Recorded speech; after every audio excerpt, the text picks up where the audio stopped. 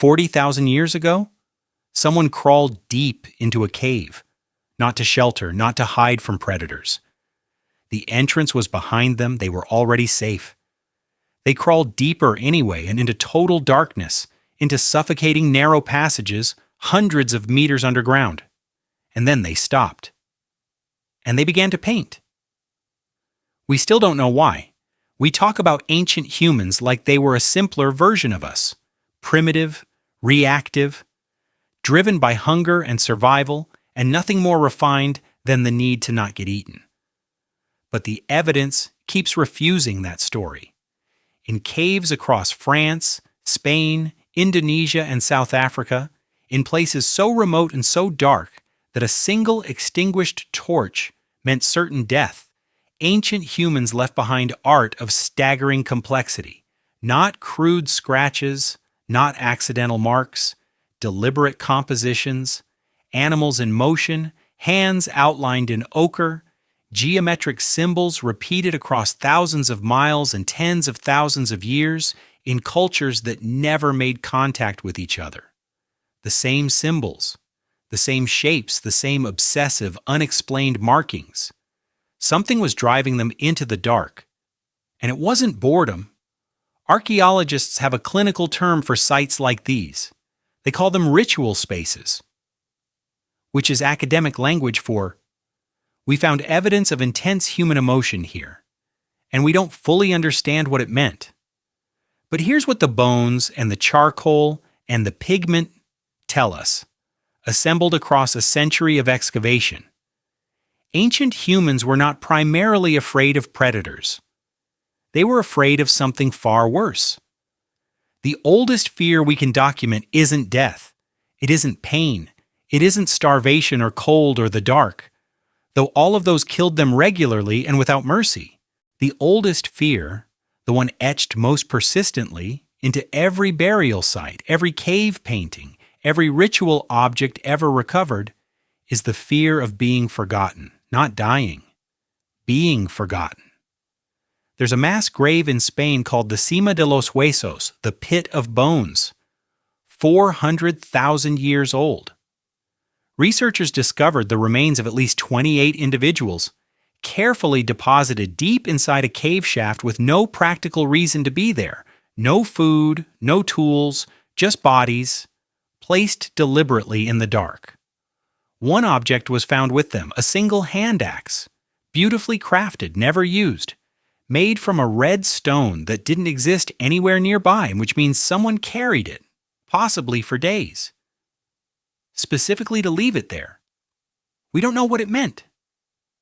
We don't know the ritual, the belief, the name of the person it honored. But we know that 500,000 years ago, someone stood at the edge of that shaft and felt something so powerful they needed to do something about it. Something that cost them effort. Something that required intention.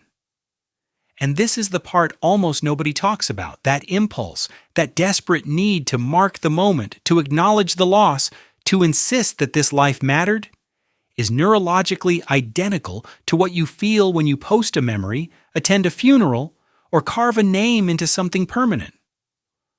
400,000 years separate you from the person who dropped that axe into the dark. The fear is the same.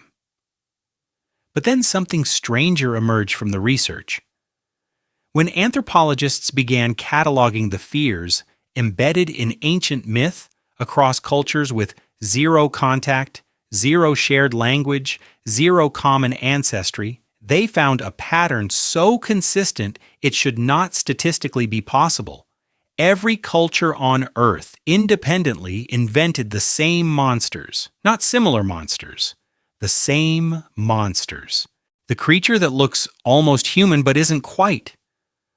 The thing that comes at night and steals breath. The dead who return hungry. The vast indifferent force living in water that swallows men whole.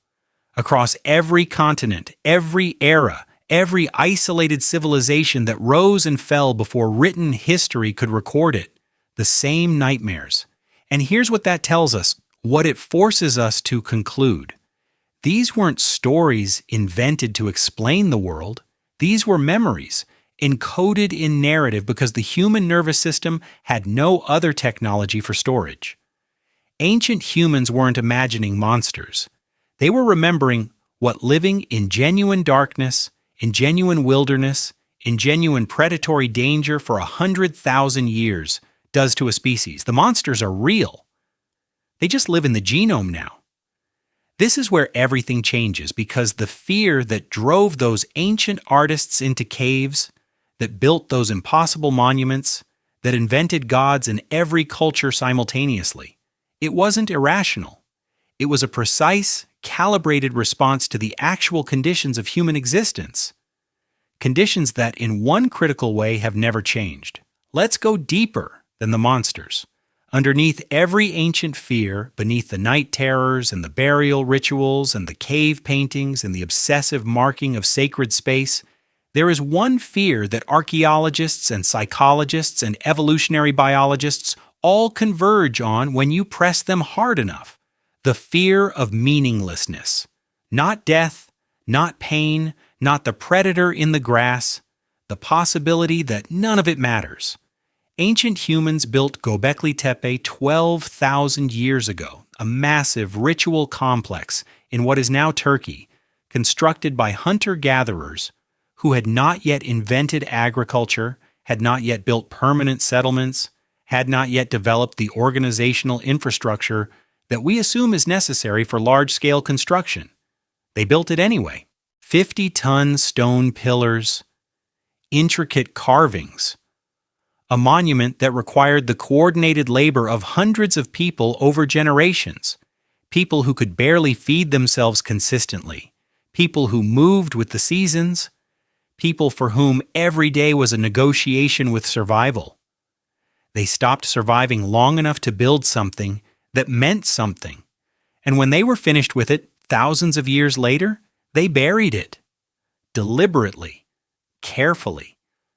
They filled it in with rubble and walked away, as if the building was never the point, as if the act of building it was what mattered, as if they understood at some pre-linguistic, bone-deep level that meaning isn't found, it isn't inherited, it isn't guaranteed by the universe, which had demonstrated its complete indifference to them repeatedly, violently, and without apology. Meaning is made, and the making of it, the ritual, the monument, the painting, the burial, the dropped hand axe in the dark, was how they fought back against the only fear that cannot be survived. This was never really a video about ancient humans. Ancient humans are just the distance that lets us see ourselves clearly. Because the fears haven't changed. They've been repackaged, re-released, optimized for modern delivery systems. But the architecture underneath is identical. The dread you feel at 3 a.m. when the noise finally stops is the same dread that drove someone into a cave 40,000 years ago to press their hand against stone and leave a mark that said, "I was here." The desperate need to be remembered, to be witnessed, to matter to someone, to leave something behind, is the same need that built Göbekli Tepe, filled the pit of bones, and painted mammoths on cave walls by firelight. The monsters that live in your anxiety, in your worst-case scenarios, in the catastrophizing that visits you in quiet moments. Those are the same monsters every human culture ever invented independently, because the human nervous system is a machine that was built for a world of genuine darkness. And here is the unbearable, clarifying truth that the ancient record forces into view. Every generation of humans has believed they were the first to face the void. Every generation was wrong. The void is not new. The fear is not new. You are not new. You are the latest iteration of a 400,000-year-old argument between a frightened animal and a universe that doesn't answer back. And somehow, impossibly, stubbornly, beautifully, every generation finds a way to keep making meaning anyway. So the next time the fear arrives, the formless, ancient, wordless fear that has no clean object and no logical source, don't pathologize it. Don't reach for a distraction. Don't try to reason it into silence. Recognize it. It's older than language, older than civilization, older than every story ever told about why we're here and what any of this means. It is the inheritance of every human who ever lived long enough to ask the question and terrified enough to need the answer. And the people who came before you, the ones who crawled into the dark with nothing but a torch and a need to make something permanent, they didn't answer it either. They just refused to let it be the last word. They picked up the ochre. They pressed their hand against the stone. They left a mark in the dark and said, something lived here. Something felt this. Something, against all odds, was here. 40,000 years later, we're still finding those hands. We're still reading them, and they still mean something, which means, so do you.